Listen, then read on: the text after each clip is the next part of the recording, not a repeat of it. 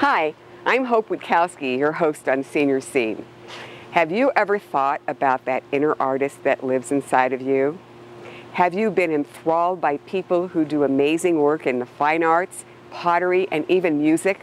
Well, today we're going to talk to some of those people and hear what they say about that inner artist that was inside of them that they never knew they had.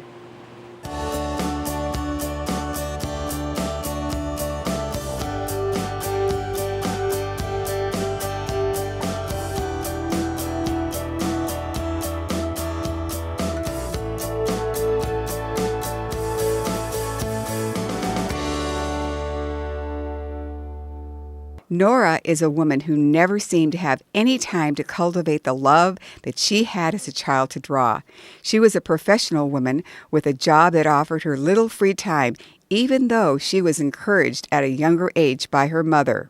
My mom told me that she was told that I was talented in both art and music, and because she loved music, I got to have violin lessons, and I never got to study art, and I always wanted to.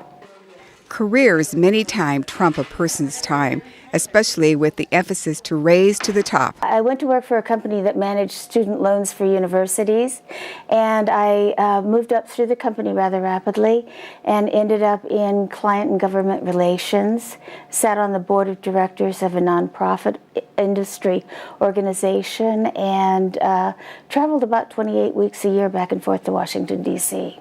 Nora retired after 45 years and was faced with the question, what do I do now?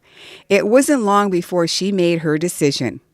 Well, at first I stayed home, and then I got bored, and I started thinking, wow, I really want to do something, and I was doing some volunteer work and everything, but I thought I want to do something that I've always wanted to do, and I thought I always wanted to draw and paint. And so I started looking at the Torrance catalog that arrived very nicely to the house, and I started looking through it, and I thought, I'm going to take painting and drawing and music, and I took them all at once. The city of Torrance has some amazing art instructors in the cultural art department. You can see the gratification they get when helping their newfound budding artist. Larry Peterson was also once just an art student and one day got the invitation of a lifetime. It wasn't my decision to become an art instructor. I was taking a class just like this for the same reasons everybody else is. But I've always been the one that the students would come to ask questions. Even if we had a good teacher, they would come to me. And one day I was painting, minding my own business, and one of the other students came in, and she goes, "You've got an interview with Janine." And I said, "What?" She goes, "Yeah, you're going to teach here." And I'm going, "Okay."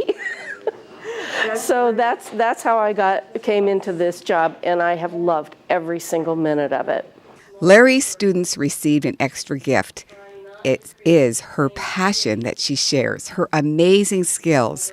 She teaches new students the basics and even gives them a list of all the supplies and equipment that they will need for her art class.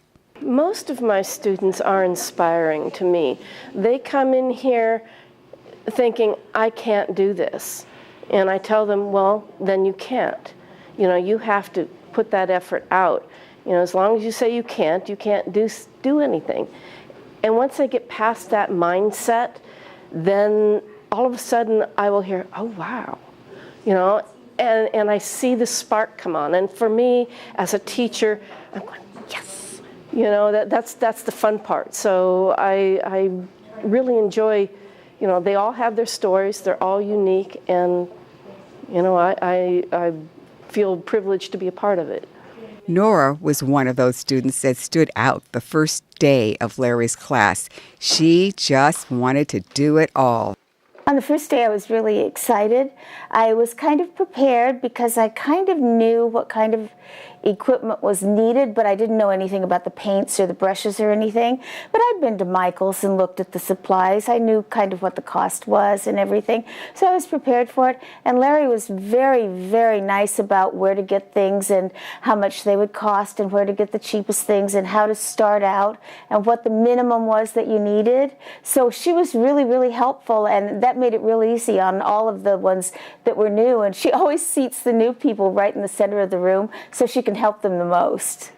The first day of class, I usually have anywhere from 1 to 4 or 5 new students, and I give out an equipment list. And most of my students that have been with me for a while know this.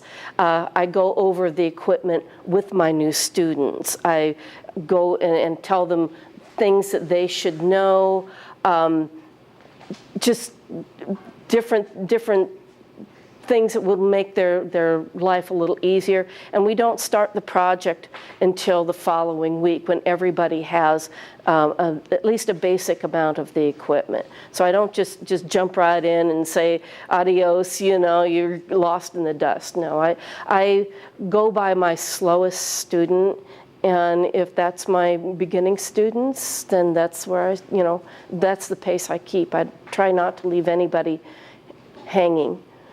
Watching Larry teach is an art in itself.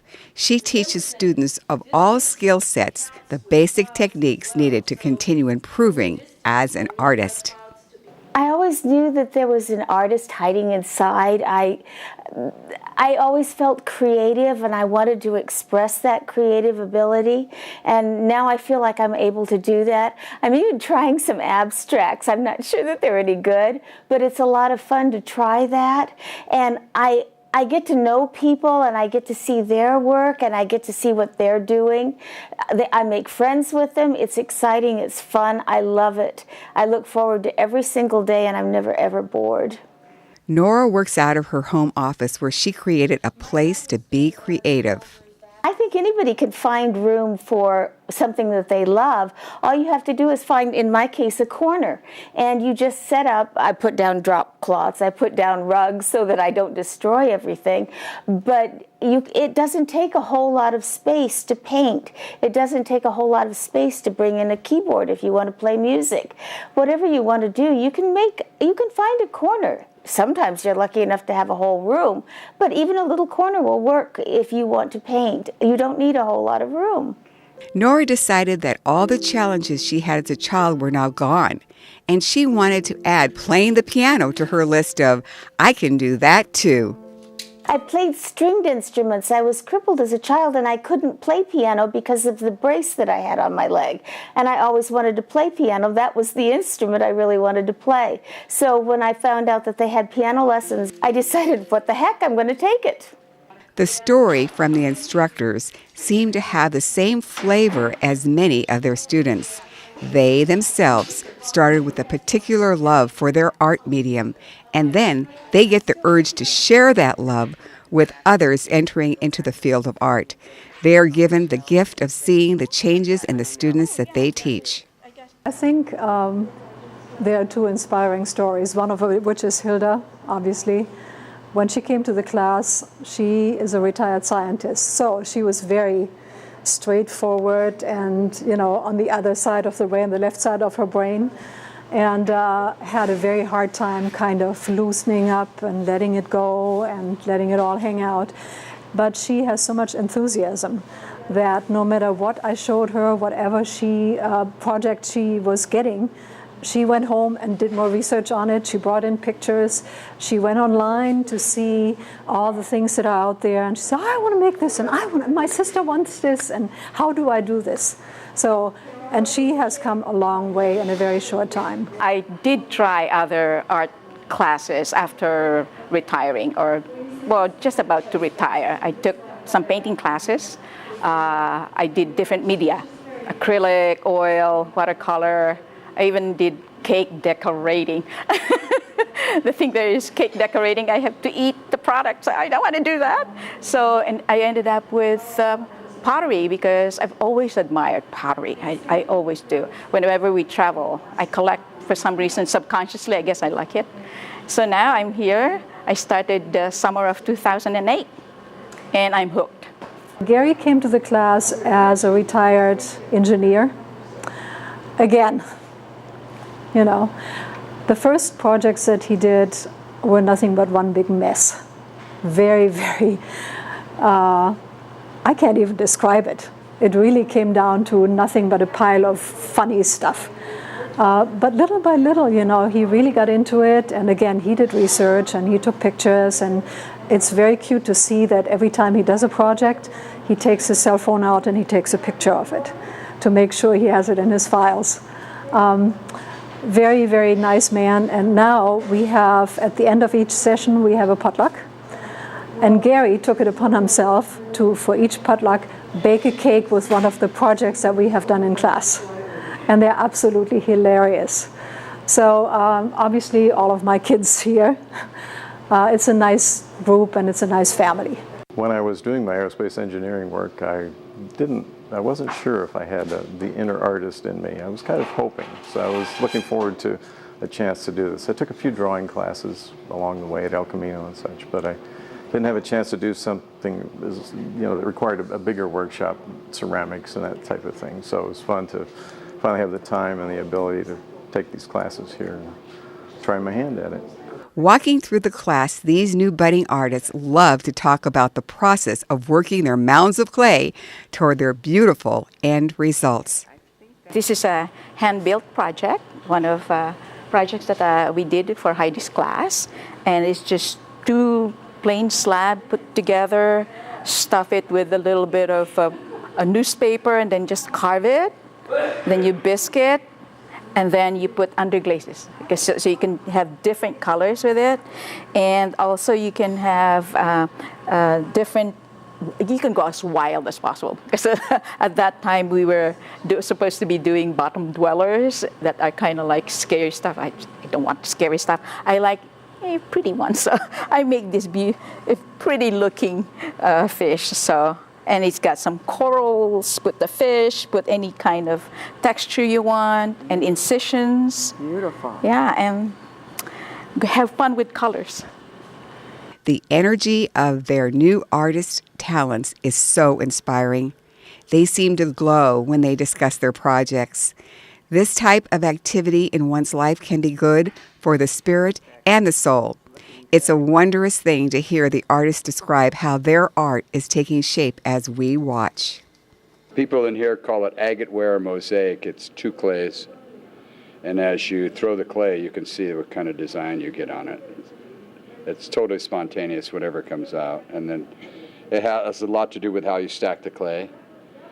Turn it sideways or up and down. And now I'm just trimming off because in order to see this clearly, you have to trim off the slurry, because as you're throwing it, it sort of forms a coating of the clay that's mixed. And as I trim it off, you can see that the colors are separated.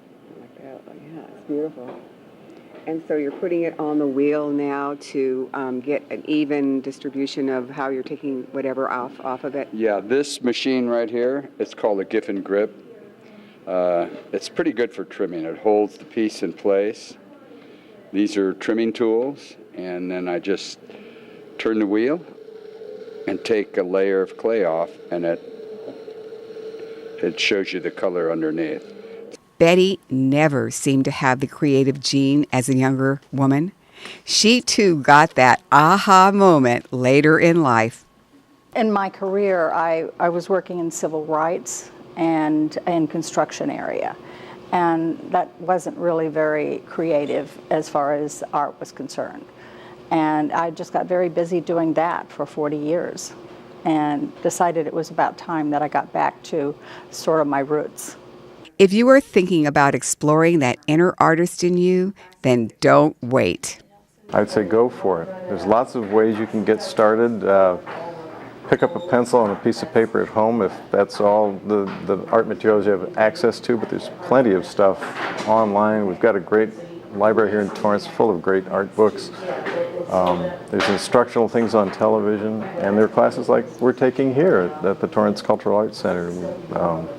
All kinds of classes. So yeah, take it. Don't be afraid. Come on down.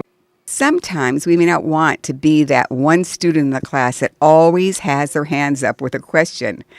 Our instructors tell us to put that thought out of our minds. I have new students pretty much every session. Obviously, I have a big stock that has been here forever and comes back every session. But I get 2 or 3 students a session that is new, and more often than not, they don't have any clay experience. And so basically what I do at first, I give them a tour of the facilities and talk a little bit about where things take place, and talk about the tools that we're using, and then I do projects with my classes. You know, most other teachers don't do that. They pretty much let people do whatever they want, in the clay class, I should say. But we do projects. So I work alongside my students so that they can see how things evolve. And I basically tell people, just let it all go. You know, just don't think things, don't overthink things. Just don't do too much of that. Just feel the clay. And actually what I used to do is the first class I would turn out the lights, pull the shades, put on some music, and let them make a pinch pot with their eyes closed in the dark, just to get the feel for the clay. The same on the wheel. You know, you can center the clay on the wheel without looking at it. You need to have it in your fingertips, not in your eyes.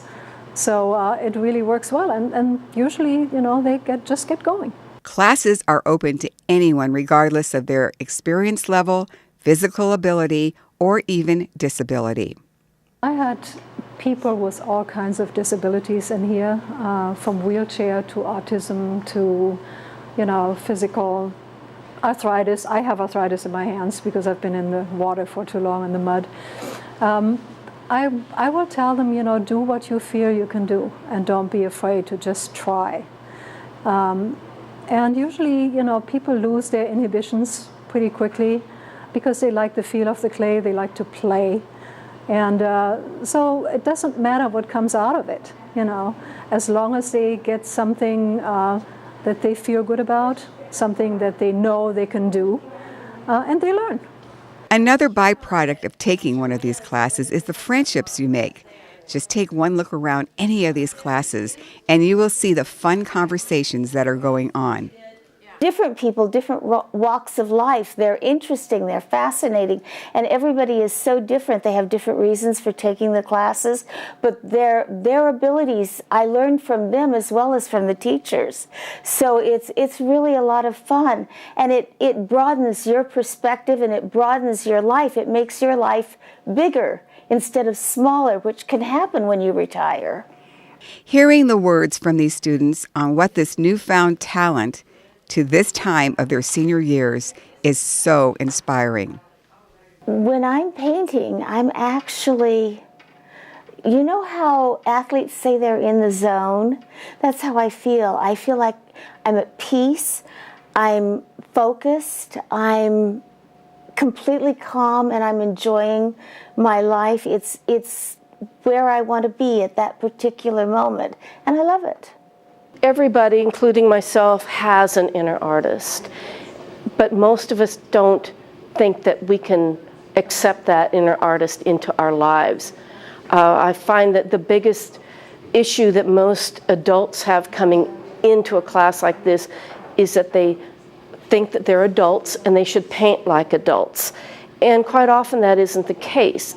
If they stopped learning to paint or do any kind of art in grade school or high school or even some college, that's where they stopped learning.